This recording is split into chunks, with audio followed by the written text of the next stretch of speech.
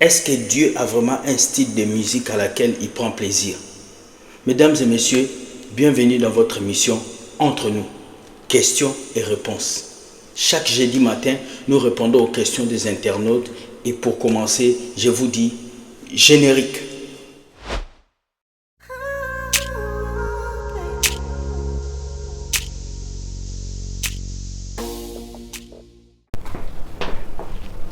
Hello, bonjour à tout le monde, c'est Will Gospel. Nous avons reçu beaucoup de vos questions, mais aujourd'hui il y a une question qui nous a vraiment touché et ça porte polémique souvent. C'est la question du frère Tony, un adorateur dans une église à Paris depuis des années, qui nous a posé cette question. Bonjour frère William, pourrez-vous nous expliquer, est-ce qu'il y a-t-il un rythme pour adorer Dieu? Car beaucoup de gens refusent le rap, la R&B, le soukous, le zouk. Mais est-ce qu'au ciel, y a-t-il un rythme que Dieu agrée, que Dieu veut qu'on puisse l'adorer avec? J'aimerais savoir aussi, est-ce que le fait d'avoir des micros, des pianos, sont des choses sataniques ou nous devons juste adorer Dieu avec la bouche? Merci. Voilà, vous avez entendu le message de notre frère Tony, sois béni là où tu es à Paris. Je tiens à dire strictement que nos vidéos que nous faisons, c'est pour vous donner nos idées de ce que nous avons compris, pour vous permettre aussi à vous de pouvoir vous exprimer, dire ce que vous pensez, afin que chacun d'entre nous puisse avancer dans quelque chose. Alors aujourd'hui, nous allons répondre à cette question. Il y a tellement de polémiques sur le rythme à laquelle on doit adorer Dieu. Certains disent que Dieu n'aime pas le rap, d'autres Dieu n'aime pas le zouk, d'autres Dieu n'aime pas la R&B. Et chacun d'entre nous a sa manière de faire et sa manière de pouvoir adorer Dieu. Jusqu'au point où certains même disent non, Dieu n'aime pas tel genre de rythme, Dieu n'aime pas tel genre de choses. Mais aujourd'hui, on va voir que Dieu n'est pas vraiment dans le rythme. Dieu n'est pas dans le style, mais Dieu est plutôt dans le cœur.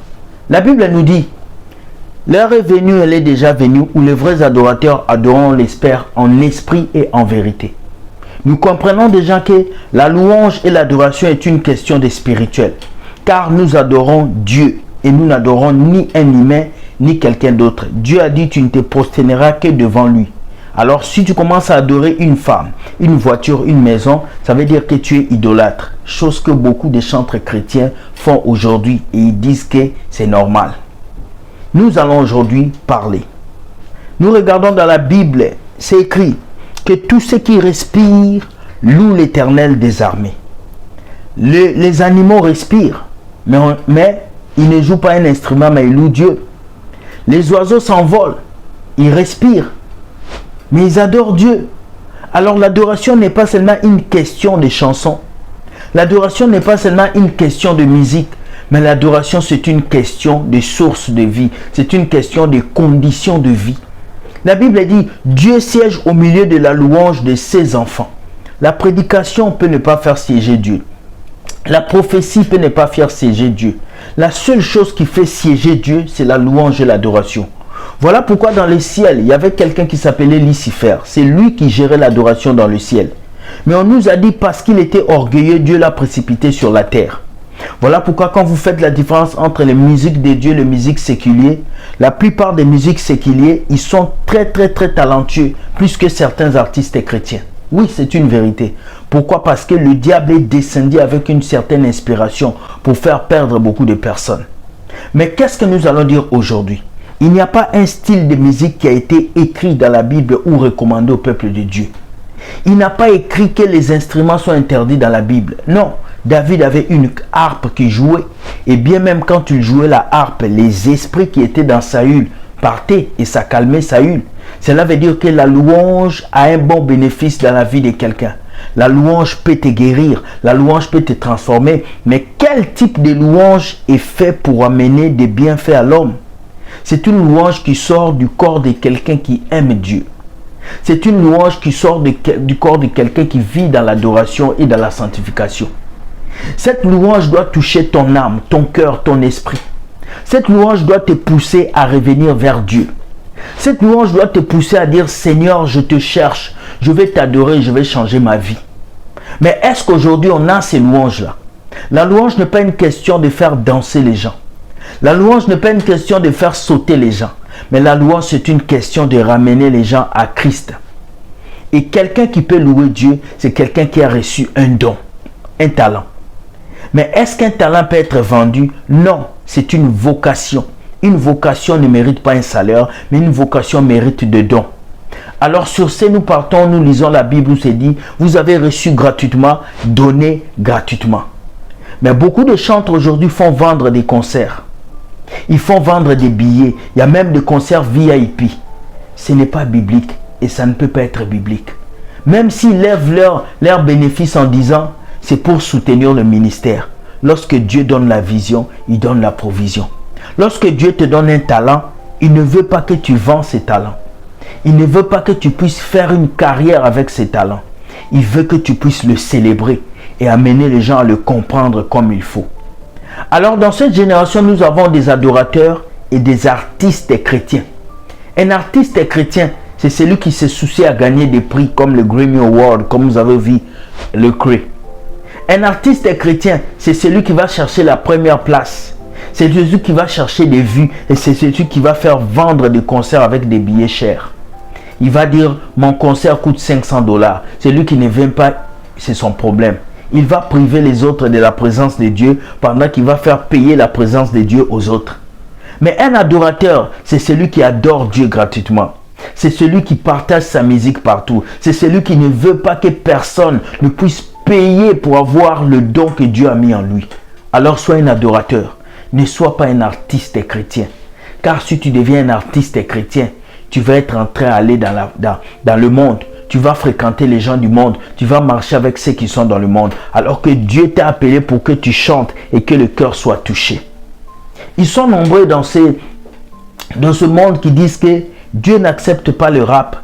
Dieu n'accepte pas le zouk. Dieu n'accepte pas la R&B. Sachez-le que les gens qui interdisent les instruments avec Dieu ne connaissent pas la Bible. La Bible nous dit que David jouait à la harpe. Et la harpe, c'est un instrument de musique. Alors si David a pu jouer à la harpe et que les esprits sont partis dans le corps de Saül, quelqu'un peut jouer à la guitare et que quelqu'un peut être guéri. Quelqu'un peut parler dans le micro et que quelqu'un peut être guéri. Sur ce, au fait, je viens vous dire que les instruments ne sont pas interdits à l'église. Les groupes de louanges ne sont pas interdits. Mais c'est l'orgueil qui sort de ces choses qui est interdit. Car tu peux adorer Dieu. Mais il y a une limite entre adorer Dieu et adorer Dieu pour avoir le succès. Nous ne louons pas Dieu pour avoir le succès. Nous ne faisons pas des albums pour devenir des superstars. Non, nous venons célébrer Dieu pour montrer aux autres que nous avons un Dieu puissant. Alors ce matin, je viens encore dire ceci. Que vous soyez chantre, adorateur, sachez que Dieu n'a pas de style. Parce que si vous parlez des styles musicaux pour adorer Dieu, allons aux Antilles. Ils sont habitués à louer Dieu avec le compas. Parce qu'ils sont nés dans le compas. Tu ne peux pas exiger à un Haïtien, il ne faut plus louer Dieu dans le compas, loue Dieu avec l'acoustique. Ce n'est pas son style. Il ne peut pas être dedans. Allons en Afrique du Sud. Les gens sont nés en louant Dieu en Zoulou. Oudiga, oudiga. Mais tu ne peux pas venir en Afrique du Sud dire aux gens non. Vous ne pouvez pas louer Dieu en Zoulou. Vous pouvez le louer qu'avec tel rythme. Il n'y a pas de rythme que Dieu a imposé. Il n'y a qu'un niveau de vie que Dieu a imposé pour l'adorer. Alors mon frère, je vais te dire aujourd'hui, Dieu n'a pas de rythme pour l'adorer. Mais Dieu veut de cœur sincère pour l'adorer. Pour ceux-là qui pensent que ce que j'ai dit n'a pas de sens, écrivez par commentaire ce que vous pensez. Est-ce qu'on a besoin d'un style de musique pour adorer Dieu?